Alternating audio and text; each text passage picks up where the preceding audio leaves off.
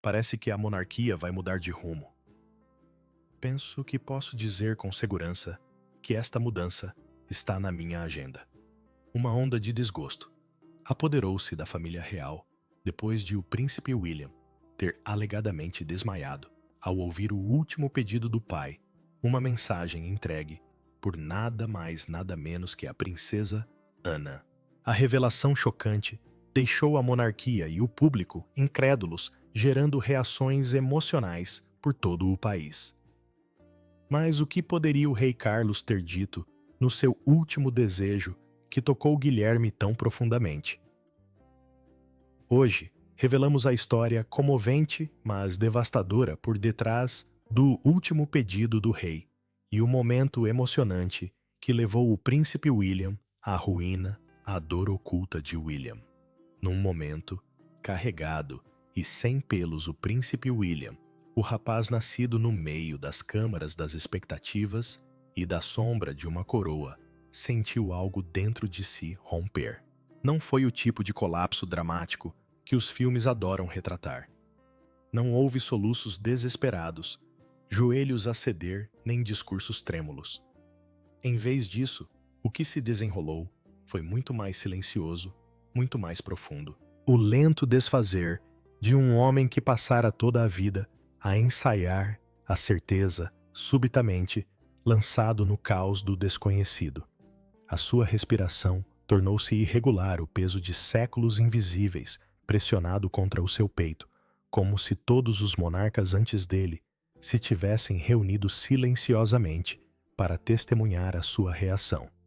As suas mãos firmes, como carvalho em público, apertavam agora a borda da mesa polida até os nós dos dedos empalidecerem até aos ossos. Os músculos do seu maxilar tensionaram-se, o seu olhar fixo algures para além da realidade à sua frente.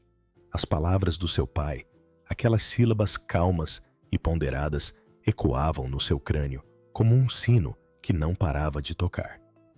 Não era só a dor que lhe ardia nos olhos, era a compreensão. Era uma mudança tão profunda no destino que até o ar parecia zumbir de forma diferente. Durante todos os seus anos de treino, William nunca se preparou para esta versão da história.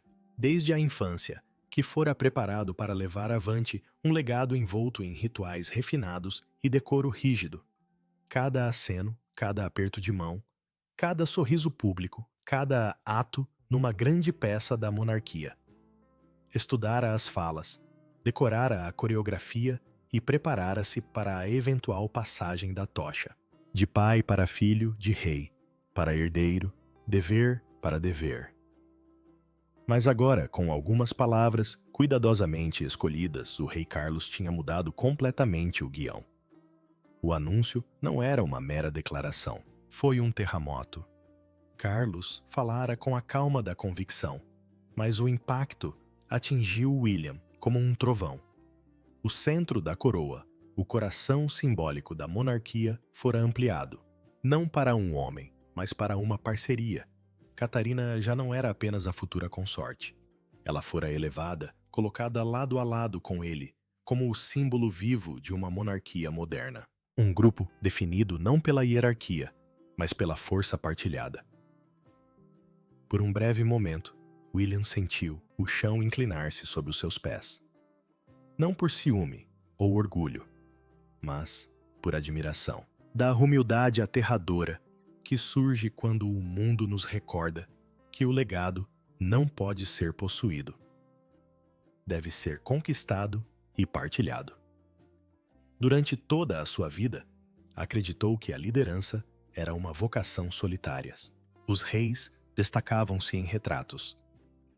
Os livros de história raramente falavam da força silenciosa daqueles que os acompanhavam.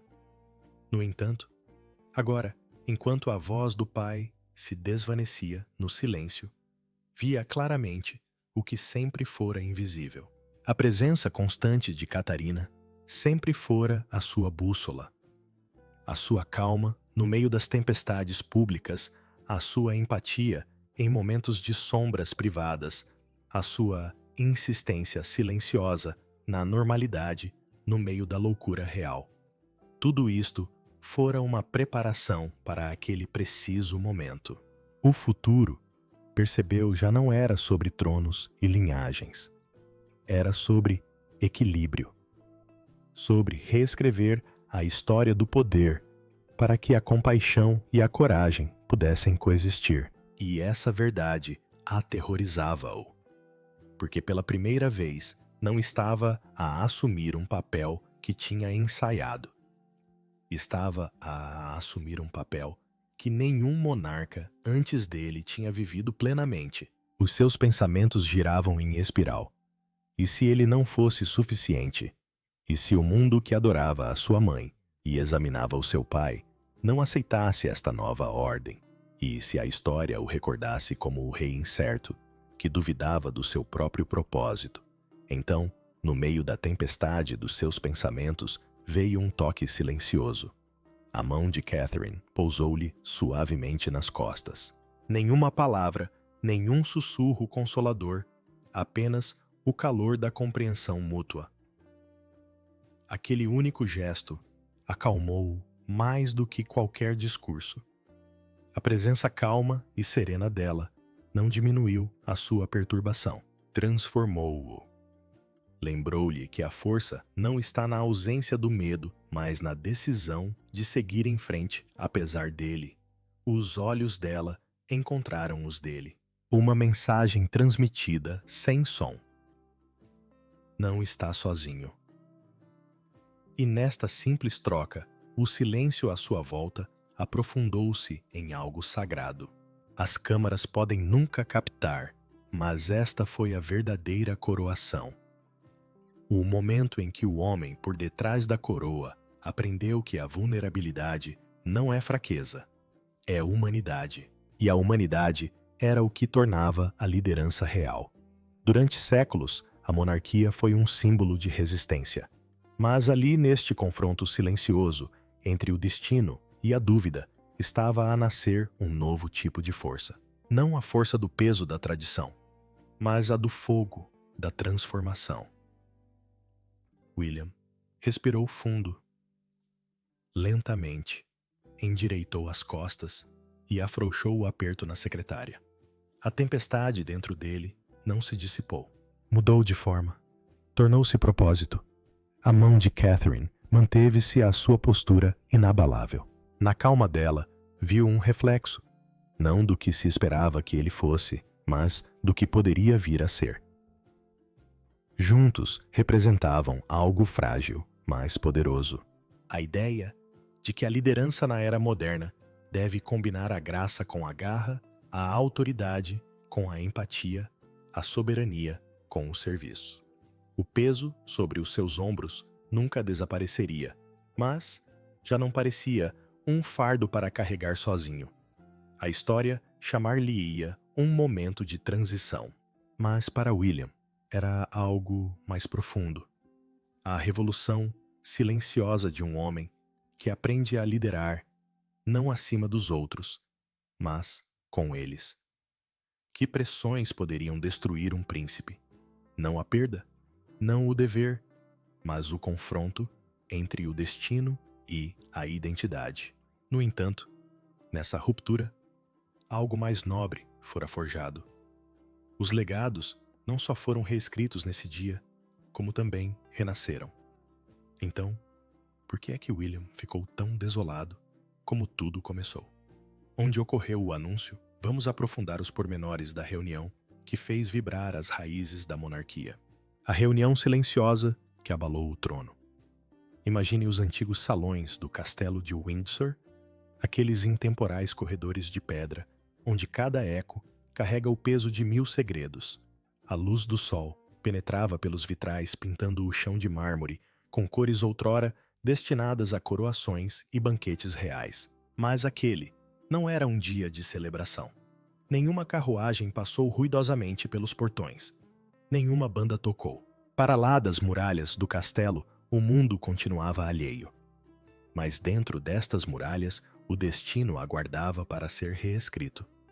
A família real estava reunida no grande salão. Aquele espaço familiar de retratos e candelabros transformava-se agora numa câmara de ajuste de contas. Cada rosto trazia o medo silencioso daqueles que viam demais, mas compreendiam de menos.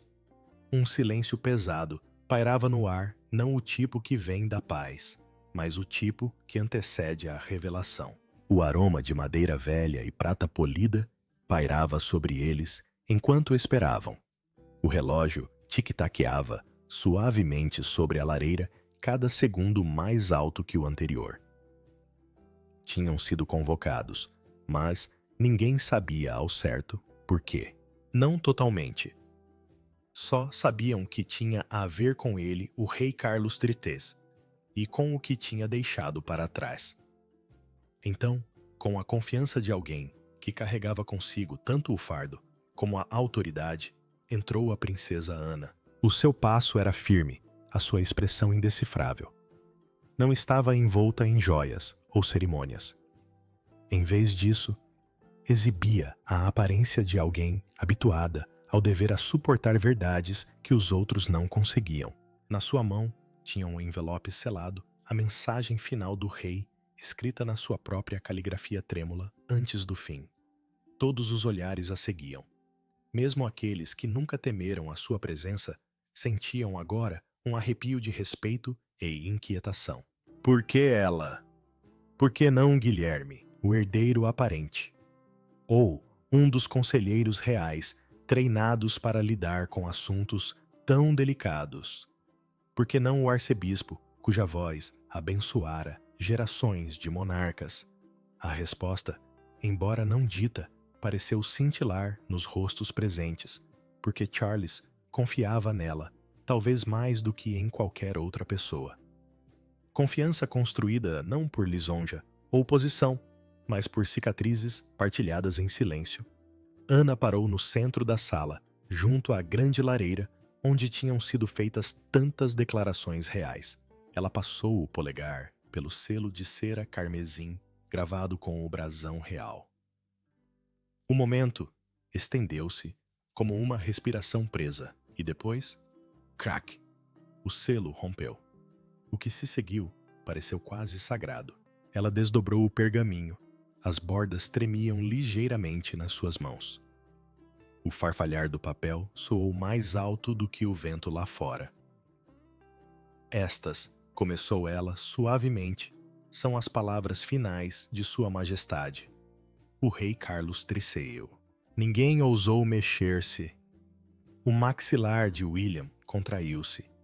As mãos enluvadas de Camila entrelaçaram-se e Catherine, sempre composta. Sempre graciosa, permaneceu imóvel, com a expressão calma, embora os seus olhos demonstrassem uma tempestade silenciosa. A Ana continuou a ler com a voz firme, mas carregada de emoção.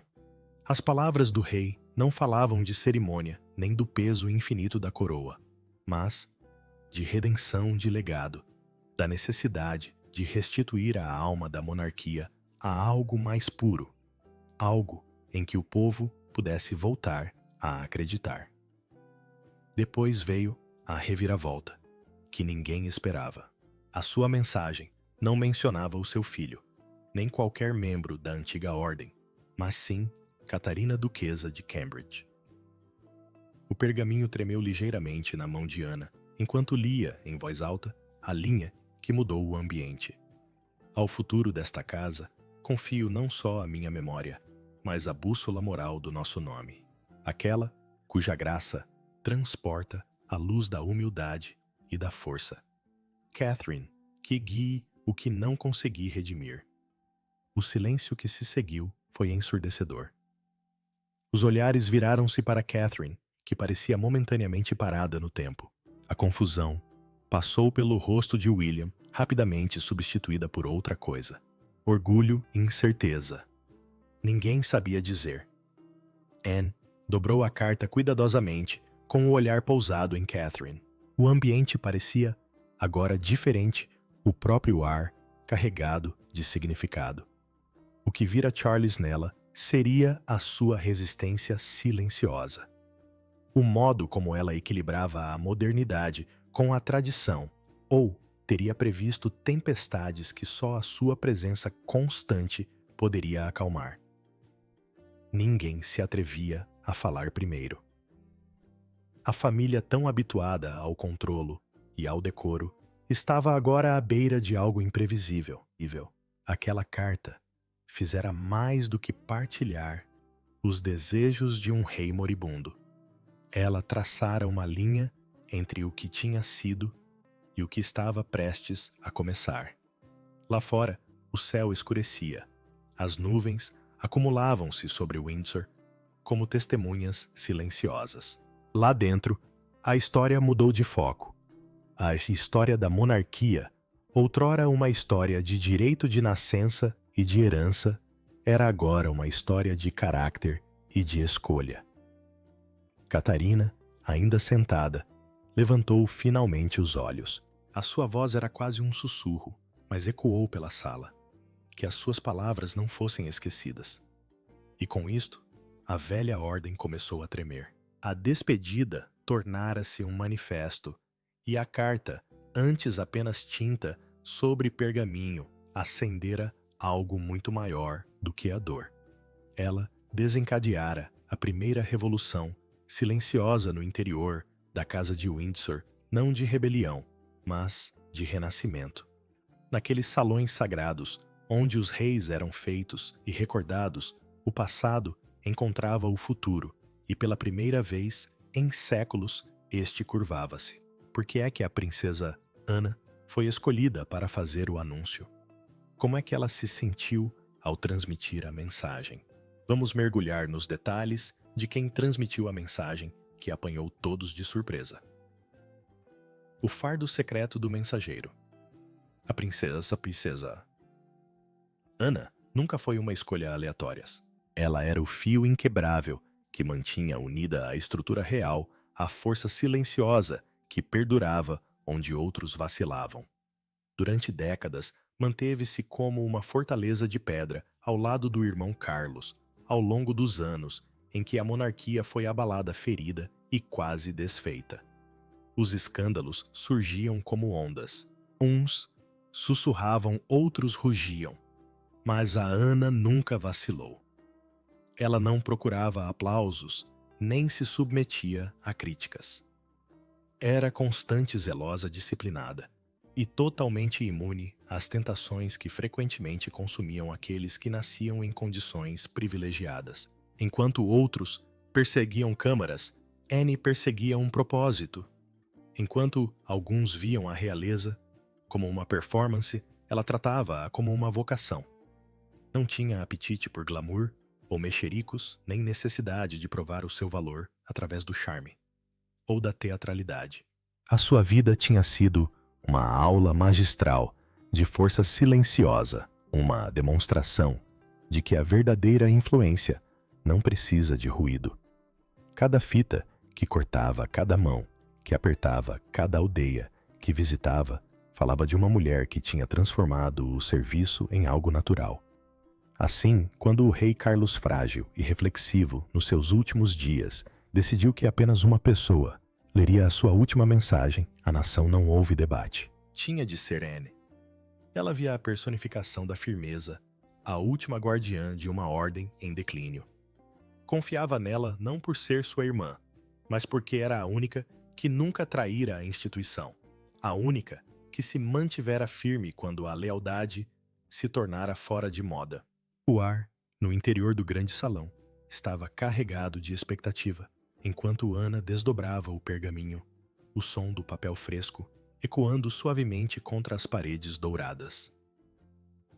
Olhos acompanhavam cada movimento seu, os cortesãos, a família, a imprensa, todos aguardando para ouvir as últimas palavras do rei. No entanto, sob a superfície, a calma e a tensão ondulavam como uma corrente subterrânea. Todos esperavam uma despedida formal, talvez uma mensagem de união ou uma bênção final sobre o herdeiro aparente. O que ninguém esperava era uma revelação. Quando Anne começou a ler, a sua voz carregava a mesma graça comedida que a definira durante décadas, firme, baixa e imponente na sua simplicidade. O salão pareceu suster a respiração. As palavras de Charles, escritas com a sua caligrafia inclinada e familiar, começavam de forma bastante convencional.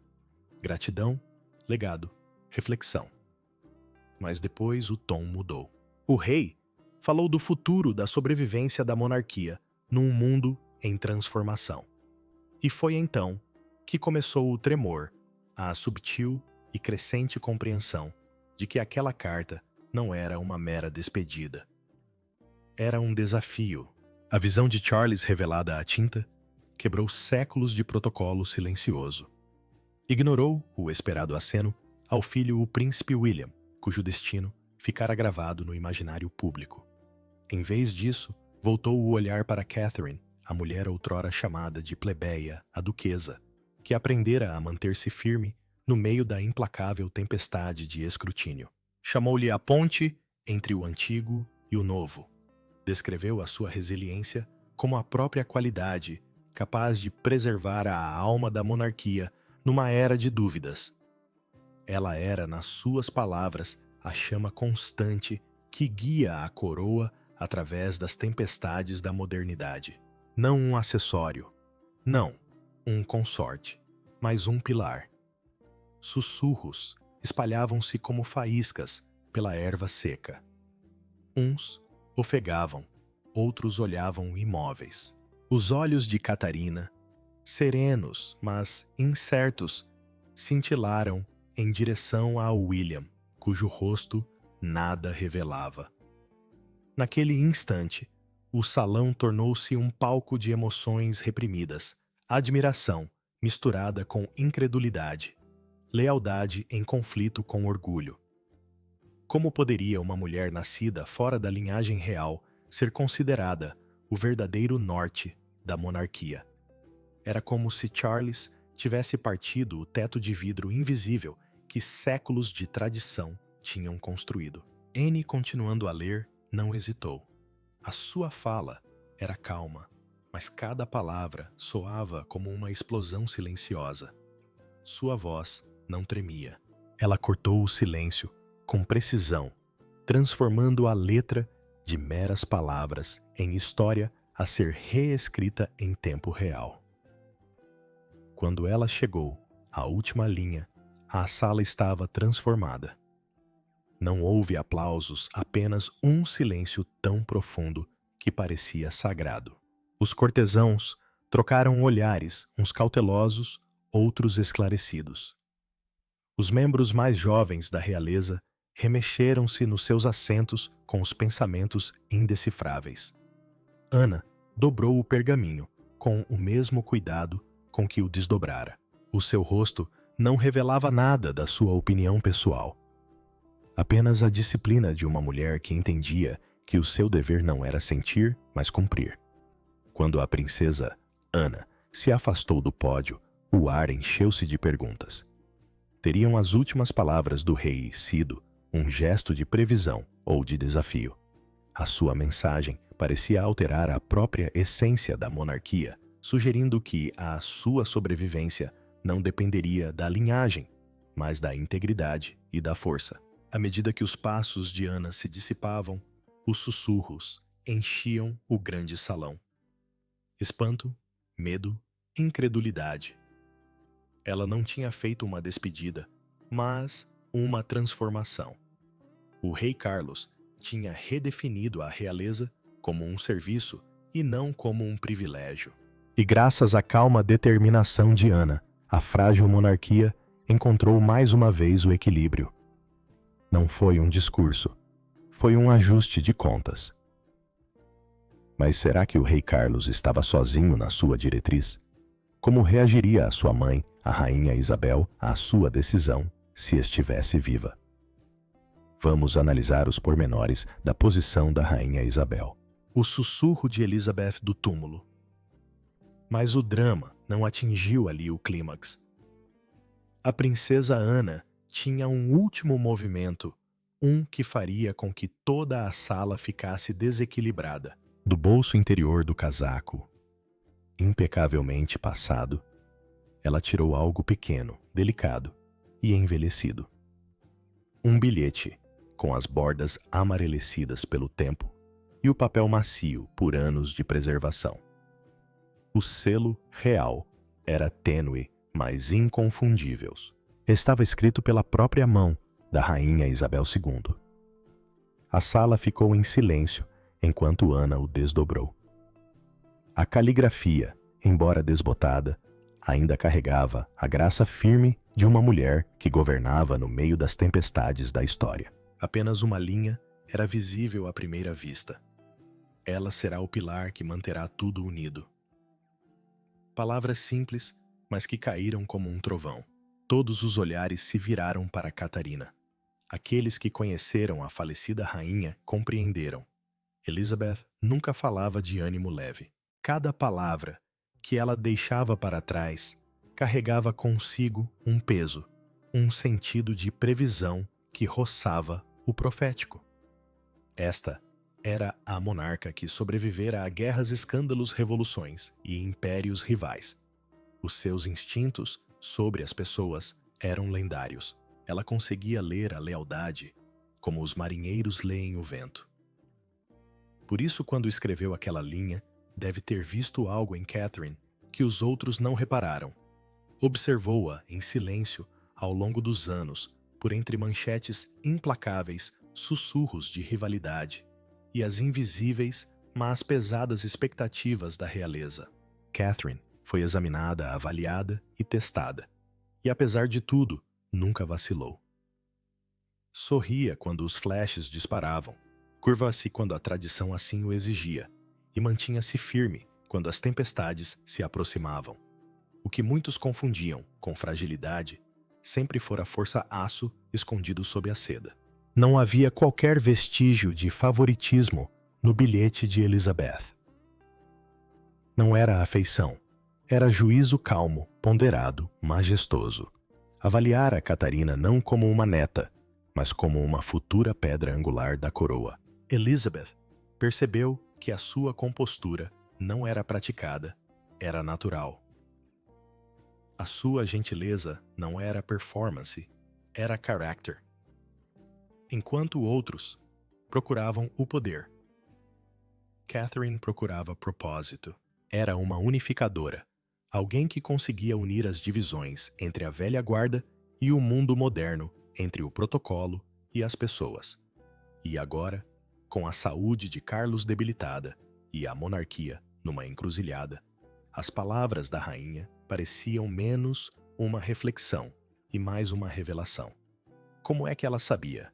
Como poderia ter previsto que a firmeza que admirava em Catarina seria um dia a âncora da monarquia? O ar na sala tornou-se denso com aquela pergunta.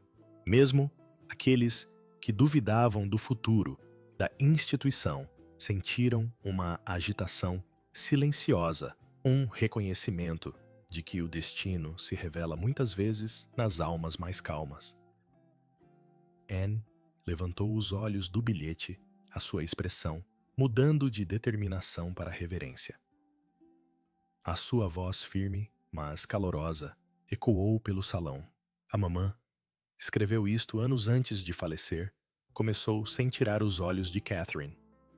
Ela disse que Catherine seria a única a manter tudo unido. E acredito que ela tinha razão. Não havia como negar a emoção por detrás das palavras de Ana. Também observara Catarina, ao longo dos anos, observara a navegar pela vida real, não com grande desafio, mas com uma gentil consistência. Ana virá a ficar em silêncio ao lado de Guilherme, não à sua sombra, mas como sua igual. Ela vira como conquistara a afeição dos funcionários do Palácio, da imprensa e do público, não através de grandes gestos, mas por pura humanidade. Enquanto Ana falava, o bilhete transformou-se de relíquia em revelação. Não era apenas um endosso, era uma herança, uma mensagem codificada de uma rainha para os seus sucessores, prevendo quem transportaria a tocha quando outros vacilassem. Catarina permaneceu imóvel, com as mãos entrelaçadas, o rosto sereno, Mas por detrás dos olhos calmos, a tempestade da compreensão devia ser imensa. O peso do legado, subitamente tangível. A letra da falecida rainha, nomeando-a como o pilar. O pensamento de que o destino a poderia ter escolhido muito antes de ela se aperceber.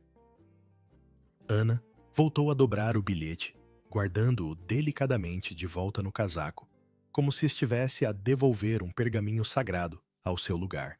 O silêncio que se seguiu não foi vazio. Foi pleno de reflexão-admiração e uma pitada de inquietação. Pois o bilhete não só coroava Catherine com uma honra silenciosa, como também carregava uma sombra, uma profecia que só se cumpria através de provações ainda por vir. O que é que Elizabeth viu realmente naqueles últimos anos?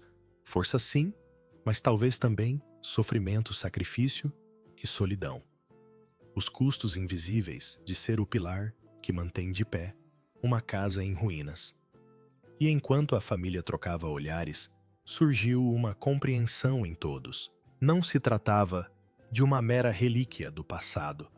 Era a palavra final da rainha, numa história interminável, que ainda se desenrolava no seu seio, guiada pela mesma mão invisível que escrevera aquelas 7 palavras assombrosas.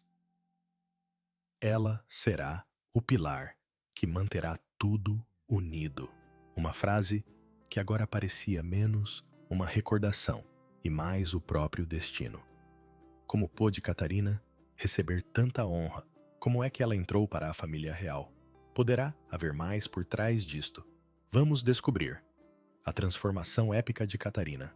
Das ruelas tranquilas de Berkshire aos portões reluzentes do Palácio de Buckingham, a viagem de Catarina parece um conto de fadas.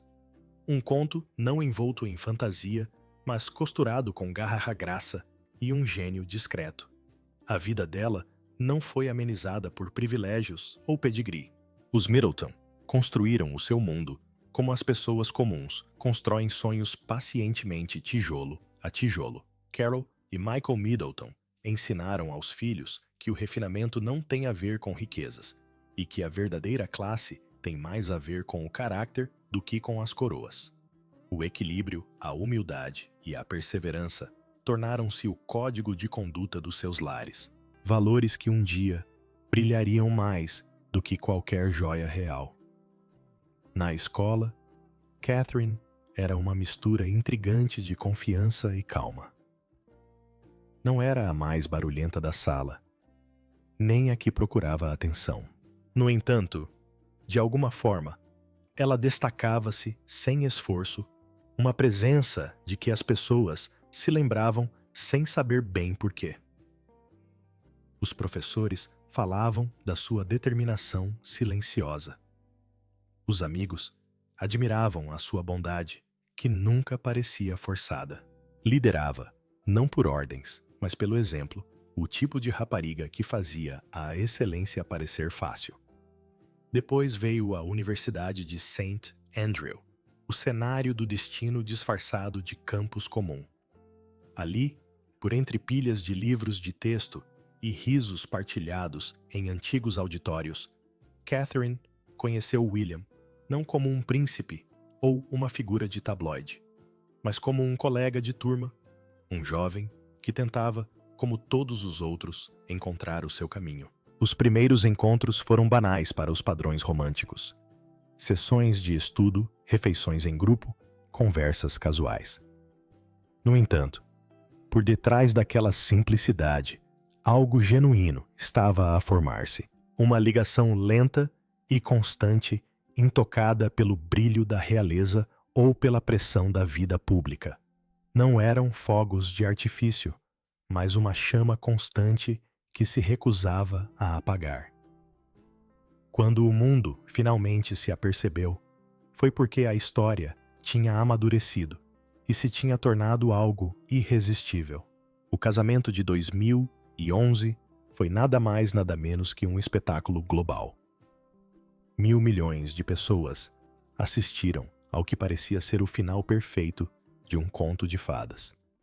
Catherine caminhou pelo corredor da abadia de Westminster não apenas como noiva, mas como um símbolo da elegância moderna. O seu vestido delicado e intemporal sussurrava elegância em vez de gritar luxo.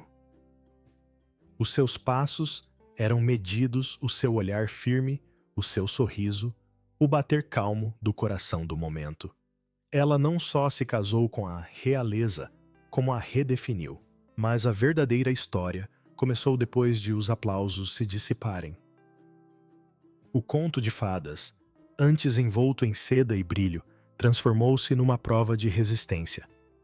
A vida dentro dos muros reais era um labirinto de expectativas, tradições e regras invisíveis. Cada gesto, cada palavra, cada roupa virava manchete. Para a maioria, tal escrutínio esmagaria a confiança como vidro sob os pés. Mas Catherine, sempre serena, aprendeu a dançar no meio disto. A sua graça tornou-se a sua armadura, o seu silêncio, a sua estratégia. Sorria. No meio das tempestades, falava pouco, mas significava muito. E aos poucos transformou-se da plebeia, que se casou com um príncipe, na mulher que firmou uma coroa. As suas causas não eram escolhidas pelo glamour, mas pelo impacto.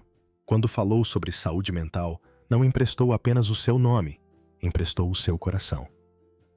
O William e eu estamos absolutamente encantados por estar convosco aqui em Birmingham, no Dia Mundial da Saúde Mental, para o nosso Fórum da Juventude da Royal Foundation.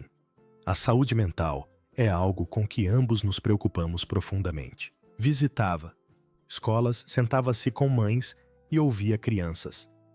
A sua empatia não era fingida, era sentida. A cada aparição, ela construía uma reputação não como cúmplice real, mas como uma força compassiva dentro da monarquia, alguém que compreendia as lutas para lá dos muros do palácio. Com o passar do tempo, a influência de Catherine passou a depender menos do que vestia e mais do que defendia. Ela dominou a arte da liderança discreta numa instituição que privilegia frequentemente o ruído e a tradição. Enquanto outros se baseavam em títulos, ela baseava-se na substância. Ela não procurou derrubar a monarquia, mas sim renová-la suave, deliberada e propositadamente. O seu sorriso tornou-se uma declaração de resiliência, a sua contenção um lembrete de força. Hoje, não se apresenta apenas como consorte ao lado de um futuro rei, mas como arquiteta de um novo tipo de monarquia, uma que se sente novamente humana. O brilho de Conto de Fadas permanece, mas, por baixo dele, reside a firmeza de uma mulher que equilibrou o dever com a dignidade. A sua história não é apenas sobre amor ou linhagem, mas sobre o extraordinário poder do comum. É um lembrete de que não é preciso nascer na realeza para impor respeito. Basta viver com autenticidade, coragem e uma vontade inabalável. Na viagem de Catherine, a magia não está na coroa que usa, mas na calma com que a carrega. Ela transformou o escrutínio em força, a pressão em equilíbrio e a expectativa em evolução. A história dela não é de privilégios, é um testemunho de perseverança. De Berkshire a Buckingham, ela não só seguiu um caminho para o poder, como também o pavimentou. E ao fazê-lo, tornou-se não só parte da história da monarquia, mas também o seu novo capítulo mais envolvente. Que tipo de relação tinha Catherine com a rainha Isabel? E tinham algo fora do normal. Vamos aprofundar os detalhes do vínculo especial entre a rainha Isabel e Kate Middleton. Uma mentoria discreta. Desde o primeiro momento em que a relação de Catherine Middleton com o príncipe William se tornou pública, a rainha Isabel II começou a reparar, não de forma dramática ou intrusiva, mas com a atenção silenciosa de alguém que compreendia o profundo peso da vida real. A rainha vira gerações de membros da realeza irem e virem. Ela sabia que casar com alguém da firma não era um conto de fadas, mas uma vida inteira de serviço, escrutínio e sacrifício. Observou Kate de longe, deixando o tempo testar a sua firmeza e compostura. Com o passar dos anos, uma mentoria subtil começou a ganhar forma. Uma que preparasse Kate para um futuro que poucos poderiam imaginar. William comentou, em tempos que Kate teve 20 anos de orientação e apoio da rainha. Não foi exagero. A influência da rainha começou muito antes das apresentações formais. Ela liderava, não através de instruções, mas através do exemplo, demonstrando, através da sua rotina diária, o que o dever, a dignidade e a devoção realmente significavam. Uma das primeiras lições que Kate aprendeu, mesmo antes de conhecer a rainha, foi a paciência. A rainha valorizava um ritmo constante em vez de decisões precipitadas. Quando Kate e William se conheceram em 2001, a relação atraiu a atenção do público quase de imediato, mas o noivado só viria a acontecer quase uma década depois. Durante estes anos de espera, Kate enfrentou uma intensa pressão mediática, mas lidou com ela com compostura. Sem o saber, já demonstrava uma qualidade que a rainha prezava profundamente, a capacidade de suportar com uma força silenciosa. Quando as duas mulheres finalmente se conheceram no casamento de Phillips Kelly, em 2008, as testemunhas descreveram a rainha como uma pessoa calorosa e acolhedora. Aquele breve encontro marcou o início de um vínculo duradouro, construído com base no respeito mútuo. Quando o noivado de Kate e William foi finalmente anunciado em 2010, a rainha iniciou uma forma mais pessoal de mentoria. Assumiu a responsabilidade de guiar Kate pelos códigos tácitos da vida real.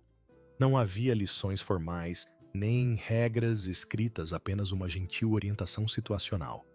A rainha mostrou-lhe como sair de uma carruagem graciosamente, como receber flores sem hesitações, como cumprimentar os dignitários estrangeiros quando se faz uma vênia, e até como lidar com a complexa etiqueta de um banquete de estado, desde a postura até o uso correto de cada garfo. Mais tarde, Kate descreveu a orientação da rainha como gentil, amável e encorajadora, nunca dura ou exigente.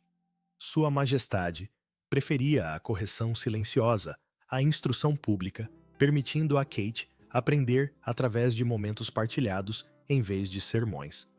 Para além dos deveres oficiais, a rainha também queria que Kate e William desfrutassem de um sentimento de normalidade nos primeiros anos de casamento. Quando o casal se mudou para Anglesey, no país de Gales, enquanto William servia na Força Aérea Real, a rainha aprovou de todo o coração. Isto fez-lhe lembrar o seu próprio casamento com o príncipe Filipe, uma época de relativa simplicidade, antes de assumir todas as responsabilidades do trono. Ela acreditava que estas experiências comuns, como preparar o jantar, fazer compras, participar em eventos comunitários, dariam estabilidade e perspectiva a Kate. Para a rainha, o serviço não começava com títulos, mas com humildade e compreensão da vida cotidiana. O seu relacionamento cresceu através de inúmeros momentos de tranquilidade, em vez de grandes ocasiões. Partilhavam chás da tarde, passeios de carro privados e conversas reflexivas sobre como equilibrar o dever público com a felicidade pessoal. A gratidão de Kate manifestava-se frequentemente em pequenos gestos sinceros. No seu primeiro Natal, em Sandringham, presenteou a rainha com um frasco de chutney caseiro, um ato humilde, mas significativo que tocou profundamente Sua Majestade. A rainha apreciava a sinceridade e reconheceu em Kate uma jovem que valorizava a autenticidade acima da aparência. Com o tempo, o afeto e a confiança da rainha em Kate tornaram-se evidentes. Viu nela as qualidades que mantêm uma família e uma monarquia unidas: elegância sob pressão, lealdade, inteligência emocional e resiliência silenciosa. Numa das notas privadas da rainha, escrita anos antes, dizia-se que ela seria o pilar que manteria tudo unido. Muitos interpretaram-no posteriormente como uma previsão da liderança emergente de Kate dentro da família real e não através da autoridade. Mas, quando a rainha Isabel II faleceu em 2022, o mundo honrou os seus serviços ao longo da vida. Mas um dos seus legados mais duradouros continua vivo e silencioso através de Catarina, princesa de Gales. Ao longo de anos de observação e subtil mentoria, a falecida rainha transformou Kate numa realeza moderna graciosa, compassiva e resiliente, no meio de um constante escrutínio. O vínculo entre elas, construído com base na compreensão e não na hierarquia, refletia o respeito mútuo e a devoção partilhada ao dever. Hoje, Catarina transporta consigo os valores da rainha: firmeza, humildade e empatia, provando que a verdadeira monarquia não perdura pela grandeza, mas pela graça, pelo caráter e pelo serviço sincero. Então acha que o rei Carlos estava a realizar o último desejo da rainha Isabel com a instrução, ou seria mera coincidência? Adoraríamos saber a sua opinião nos comentários abaixo. Não se esqueça de gostar e subscrever.